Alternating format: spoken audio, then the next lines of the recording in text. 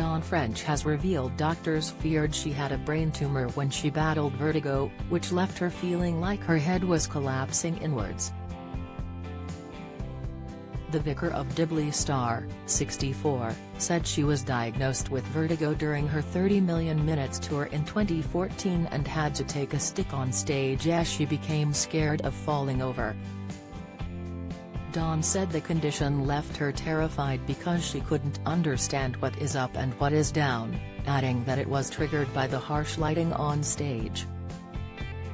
Speaking on Michelle Visag's Rule Breakers podcast, she explained, "It is like my skull is a room and the whole of the top is collapsing inwards, and everything starts spinning.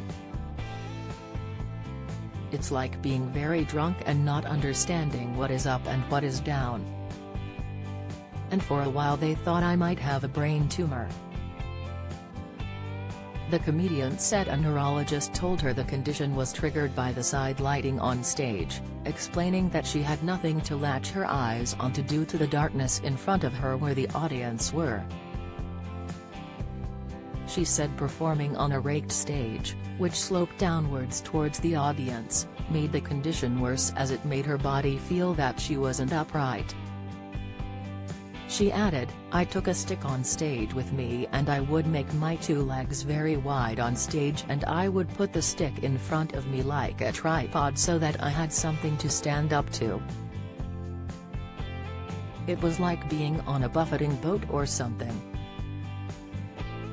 It was awful, absolutely awful."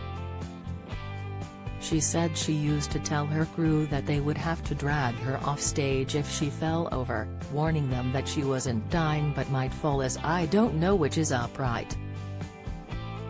Dawn said she was given beta blockers to calm her fear of falling over on stage, which exacerbated the condition, as she added that the vertigo disappeared 3 weeks after she finished the tour.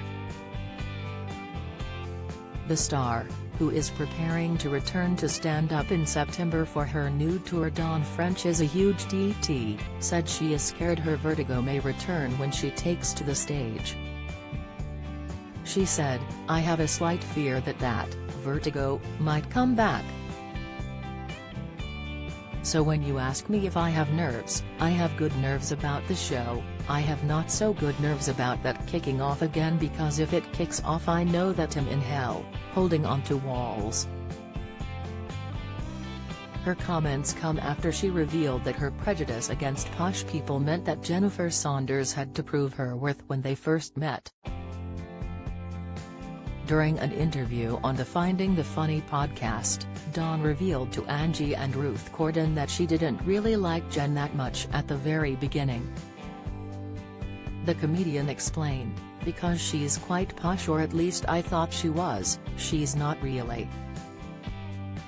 But I thought she was, and she already had a friendship group of very beautiful way out of my league people."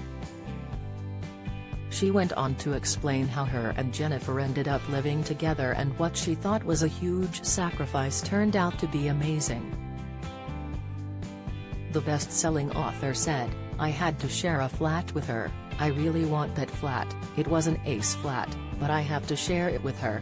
As soon as I got past my prejudice, I thought she's actually great, we just were children together. We enjoyed show off for each other and we were sort of in love really." The loving mother of one also gushed over her friendship and shared that they had been through thick and thin from marriages to funerals. Dawn and Jennifer first met in 1978 before going on to become comedy partners in the early 80s. They began their now iconic French and Saunders sketch show in 1987, which went on for 6 series before eventually ending in 2007. Known as early trailblazers in the UK's comedy scene, French and Saunders were well known for their hilarious movie spoofs including Thelma and Louise, Misery and Titanic. The comedy duo will be reuniting for Comic Relief's Red Nose Day with a fabulous skit featuring revived roles and The Repair Shop.